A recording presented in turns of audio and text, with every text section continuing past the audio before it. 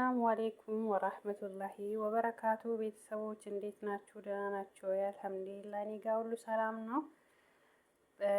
አረብ ሀገር ላይ ይሄ ምንድነው ጠሂን ባለው ዱቄት እንጀራ እንደዚህ አድርገን ሰራን ብላችሁ ዩቲዩብ ላይ ሰርታችሁ ምርጥ ምርጥ እንጀራ ያፖስታችሁ ሰዎች ግን ነፍሳችሁ ይማራል? ያምር አይማርም?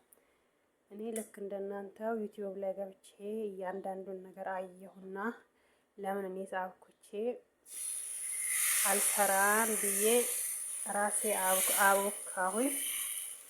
ከዛ ኩፍ ሲል ምን የመሰለ ወጥ አዘጋጅቼ እንጀራ ልበላ ነው ብዬ ከሰላጣዬን ከተፌ አዘጋጅቼ እንጀራው ግን ይኸውና አይን የሚባል ነገርም የለም፣ እንጀራም አይመስልም ምንም ነገር ማለት ነው። ለምን እንደለመደብኝ ምንድነው ይሄ ኩብዜን በልቼ ወይ ደግሞ ሩዜን በልቼ አርፌ እቀመጣለሁ። ስንት ሰዓት ይሄ ሊጣውን 5 ሰዓት ሆኗል፣ መግሪብ አካባቢ ሆኗል። ምሳ ሳልበላ ማለት ነው። እንጀራ ነው ሰርቼ የምበላው ብዬ ያውና አይን የሚባል ነገር የለ። የወጣው አይን ራሱ መልሶ ይደፈናል ከሆነ ሰዓት በኋላ እና እንደዚህ ሆነብኝ እላችኋለሁ ውዶቼ። ግን እናንተ የፖሰታችሁት ውሸታችሁን። እዚህ ሀገር ዱቄት ሳይሆን የጤፍ ዱቄት ገዝታችሁ ነው እንጂ እዚህ አረብ ቤት ኩብዝ የሚሰራበቱ አይመስለኝም። እኔ ጋር እንደዚህ ሆኗል። እንግዲህ ምን ማድረግ ይቻላል? ይሄ በየቀኑ የምሰራው ኩብዙ ራሱ አሪፍ ነው፣ ይሻላል ወላሂ። ኩብዝ ስሰራ ራሱ ምርጥ አይን ያወጣል።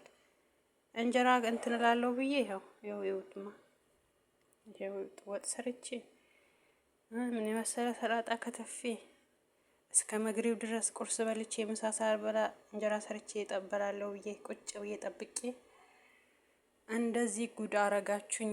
ምን አለ ያልሆነ ነገር ባትለቁና የሰው ቀልብ የሰው እንትን ባታጠፉ እላችኋለሁ ውዶቼ።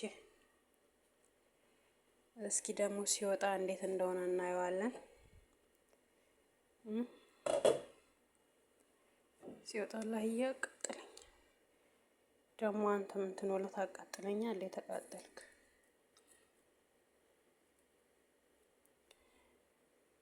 አረ ውጣና ይኸውማ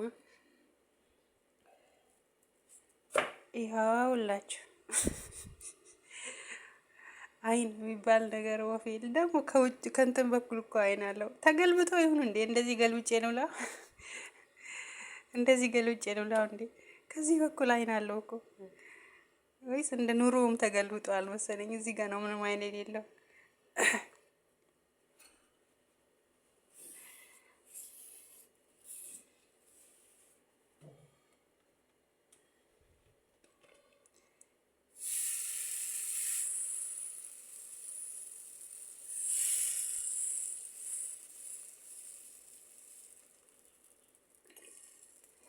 ደግሞ እሺ ሲል ምርጥ እንጀራ የሚወጣ ይመስላል።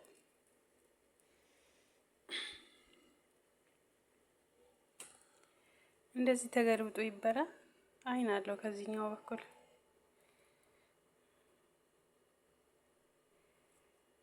እዚህኛው ደግሞ ሲገለበጥ ወፍ እና ይህንን ይመስላል እላችኋለሁ። የጋገርኩት እንጀራ ሙያ በልብ ነው።